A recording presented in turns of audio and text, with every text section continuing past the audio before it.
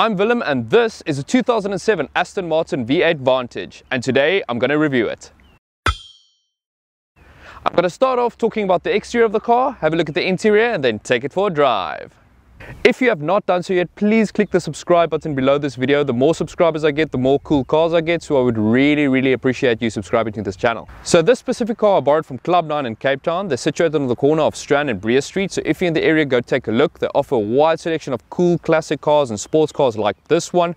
They also offer car services like car detailing, car storage, and they also have their own in-house restaurant called Dapper. So if you're in the area, grab a lunch and check out their cool selection of cars. A little bit of history on the Aston Martin Vantage. It was introduced in 2005 at the Geneva Motor Show as a pure two-seater sports car, not like the GT cars of the time like the DB9. Back in the day in the 1990s, Aston Martin actually used the name Vantage, but it wasn't for a sports coupe car, it was just a high output version of the current cars lineup that they did, like the Barrage at that point in time. This car, however, was a lean sports car and it had one rival to beat, the Porsche 911. So I know a lot of people are going to hate me for saying this, but I think this car is more beautiful than a Porsche 911. I know a Porsche 911 is a beautiful car. I really like the way they look, but once you've seen one of these in the flesh in this grey color, especially from the rear three-quarter as well, I know you will agree with me. It just looks so beautiful. Every piece of light just reflects off of it. There's something special about an Aston Martin, especially this Vantage one. It's a little bit more compact as well, which makes it look really cool. One of the things that differentiates this car from a standard GT car are these fat flaring wheel arches. They look so cool. You don't really see them from the side, but as soon as you move around or to the front of the car or to the back of the car, you can see them flare out, and you know they're housing big fat tires under there. So when looking at the wheels of this car, you'll notice it's beautiful 19-inch Aston Martin wheels in the same grey color as the paint. I think that looks absolutely cool. It just matches them and it's make this car looks really stealth. It also has these beautiful red brake calipers under them, which I think stands out very nicely in this grey color. And also you'll notice this Michelin Pilot Sport 4 tires on there, which is really sticky. So one of the things Aston Martins have become famous for, these extractor vents on the side here. They've got them on the bonnet as well. It looks really cool. It's not an Aston Martin without them, in my personal opinion. And what's also quite strange is this little tiny indicator light it's got on the bottom, which looks really weird compared to this big muscular air vent and this little tiny indicator light. Another thing that Aston Martins have become famous for is this big grille it's got on the front. It reminds me more of a whale than it does a shark, but it looks extremely cool. It's also got this vent here at the bottom, sucking in air as much as possible and sending it straight to that engine bay. Opening up the Aston Martin Vantage's engine bay reveals this beautiful 4.3 litre V8 Aston Martin engine, naturally aspirated of course, with this big pipe sending as much air as it can towards that engine bay, and these aluminium struts at the top here keeping everything in place and as rigid as possible. But you'll also notice this car was hand built in England by someone called Dean Britton. If you've heard of a more English surname than Britton, please let me know, because I don't think that exists. So this car being specifically built to compete with the Porsche 911, what Aston Martin did was put a 4.3 litre V8 engine under the bonnet. Let's take a listen to that exhaust note.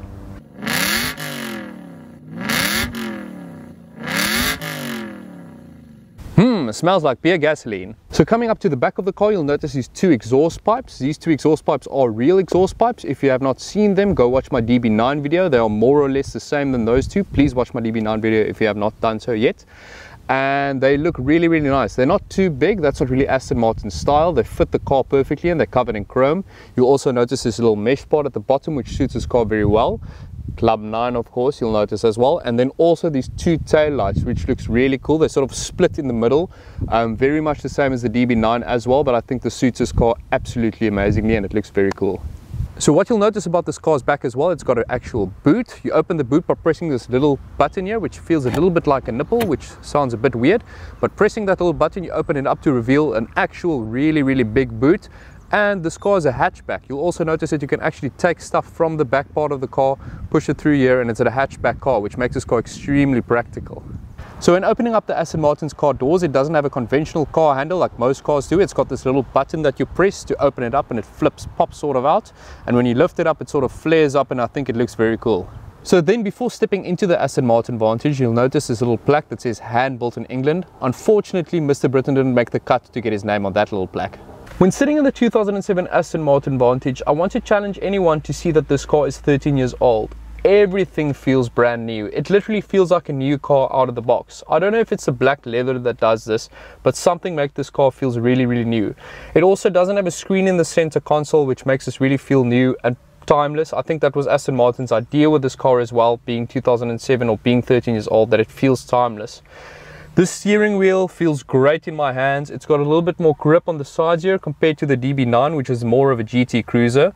This has got a little bit of grip. It feels a little bit thicker in your hands, which I really like, and that's obviously for someone who's going to drive this car a little bit more, going around corners, having as much grip as possible. It's not stacked with buttons like the modern cars are nowadays, which I find quite refreshing.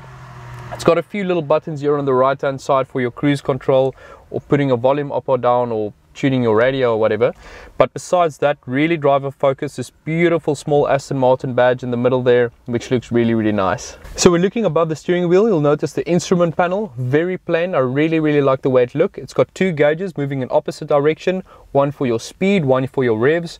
It's silver and looks really cool. You've only got one showing your fuel tank, and on the right it shows you your oil temperature, which I think is very plain and nice, and that's really all you need in a car like this. Then moving away from your steering wheel, you'll notice this thing over here. It's a manual gearbox, which I think is super epic. Having a 4.3 litre V8 engine and a manual gearbox, I don't think there's anything a lot cooler than that. So thumbs up to Aston Martin for still putting manual gearboxes in their cars. Then above the gear lever, you'll notice this instrument panel in the middle here with your aircon at the top. You've got your radio settings at the bottom. Very plain, no screen to confuse you. There's a little clock in the middle, which I think looks classy in Aston Martin. Other cars, I'm not really a fan of it. And it's got your air temperature controls here at the bottom. It's got a few buttons to turn off your traction control and your aircon on as well. And that's pretty much it here in the middle. So below the gear lever, you'll notice this little flap that opens up that displays a 12-volt socket. You'll also notice down here where the buttons are, there is no sport button, which is really weird, seeing that all hatchbacks and even hot hatches nowadays have a little sport button from the standard entry-level cars. So it's weird seeing it in a car like this. To me personally, I think it's quite cool. It makes it very driver focused. There's one setting. It's not like the modern BMWs and Mercedes. We have 7 million settings for everything. We need to adjust your traction control in 5 levels. You've got 6 levels for your steering, etc, etc. It gets a little bit crazy. I think to have a manual gearbox and just a steering wheel, I think that's actually all you need. You'll also notice the red stitching in this car. It's all over the place. It looks really nice, especially on the black leather, and it's everywhere. And I really think Aston Martin did a good job to show that it's a little bit more sporty than a standard GT car. Then these seats are almost the same as the Aston Martin DB9 seats. I think they're a little bit more bolstered. I'm not entirely sure, but I think it's got a little bit more bolstering on the sides here, which I would like. And I think this car is meant to be a little bit more sporty, so the more bolstering, the better. Then on the practicality side of the car, this car is quite practical. I've showed you in the back before. It's actually a hatchback car. There's little storage space in the back here where you can store some things. These aluminium struts at the back here look really cool, but they also serve a purpose. There's a little coat hanger in the back here as well. It's got a cubbyhole, but it's quite small. I wouldn't really be able to fit anything in there. And it's got these holders next to the doors here. I don't know if you can actually fit a cup, but if you need to hold a cup, it's got 2 small cup holders here in the back here. I'm not sure if it can fit a really large coffee, but yeah, maybe a small bottle of water or a small coffee might be able to fit. Then as with the DB9, looking up, it's got a beautiful Alcantara covering on the top here, which feels really good. Like I mentioned in my previous videos, I'm a massive fan of Alcantara. The more the better. I would like to cover everything in Alcantara if I could. Obviously not in this car, it's not, but having it here at the top, yeah, I just really think it looks really cool. So that concludes my interior and exterior review of the car. Now it's time to take it for a drive.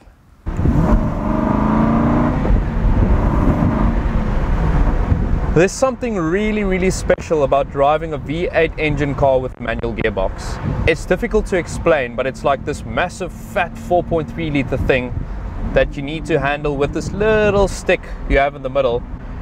That feeling is just so great. It's almost like you're taming a beast. This car puts out around 390 brake horsepower and around 410 Newton meters of torque, which I know in today's standards isn't a lot. You do have hot hatches putting out a lot more than that, but please consider this car is 13 years old now, and I don't think this power should put anyone off from buying this car. I mean, I've been driving it now and it feels absolutely epic.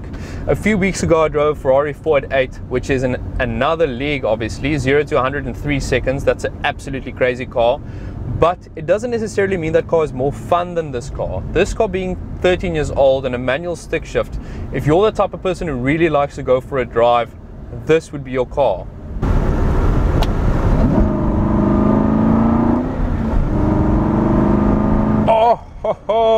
So back to the figures. This car does 0 to 100 in around sub 5 seconds, which is more than enough. It's definitely still considered a fast car.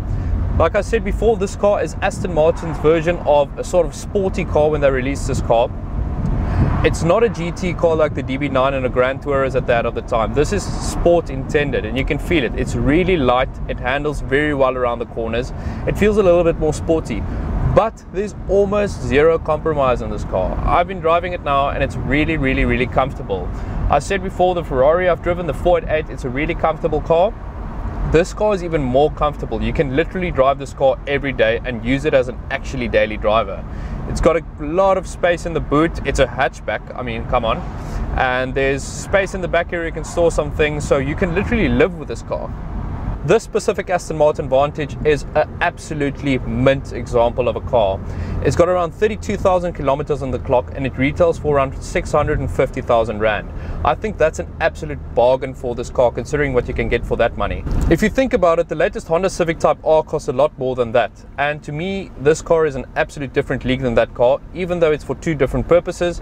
I do believe if I had the money, I could spend that. And if you have that money, you can probably spend it on services as well. I would go for this car. Having driven the automatic DB9 before, which is obviously a more grand touring car, if I can honestly say if I had to pick between the two cars, I would really go for the Vantage. The main reason for me, obviously, is this manual gearbox. I am a person who would really, really prefer to go buy a manual gearbox if I have the option or the choice between the two, as I like shifting my own gears, especially on something with a V8 engine. And another thing would be is this car is really, really practical. I know the DB9 has 2 seats at the back. They're not really usable seats. I mean, you can't really sit there and use them for 2 adult people. You can maybe fit 2 small, tiny kids in there. So other than that, I can't really see why you would not opt for this car. That car is a beautiful car. It depends on the looks as well. I mean, you might prefer the looks of the DB9, but for me, this Vantage just looks a little bit more edgier. It's a little bit more stealthy and a little bit more sporty with those flared wheel arches and everything. I just really, really like this car. At the end of the day, comparing this to a Porsche 911 for me is difficult. The first reason is I've not driven enough Porsche 911s to make that conclusion and compare it directly to this. Second reason is this is a V8 engine, the Porsche is a V6 engine. So looking at the two, it really comes down to the buyer and what he really wants.